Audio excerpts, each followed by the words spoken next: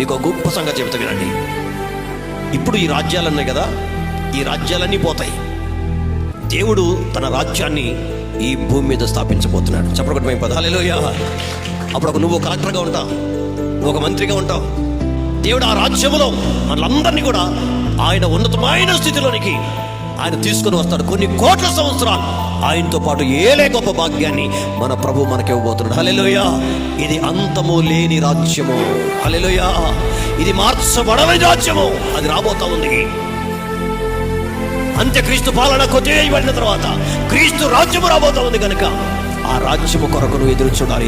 ఆ రాజ్యంలో నువ్వు ఉండాలి అంటే నువ్వు రక్షణ పొందాలి, మారు మనసు పొందాలి, బాప్తిసం తీసుకోవాలి. క్రీస్తు కొరకు నువ్వు సాక్షిగా ఈ లోకంలో నువ్వు జీవించాలి. పాపాన్ని ఛేదించుకొని, లోకాన్ని ఛేదించుకొని, విగ్రహాలు వదిలిపెట్టి క్రీస్తు కొరకు లోకంలో పిల్లల పరిశుద్ధులుగా ఎవరైతే నిలబడతారో ఆ రాజ్యములో ఉండే గొప్ప భాగ్యాన్ని ప్రభు మనకి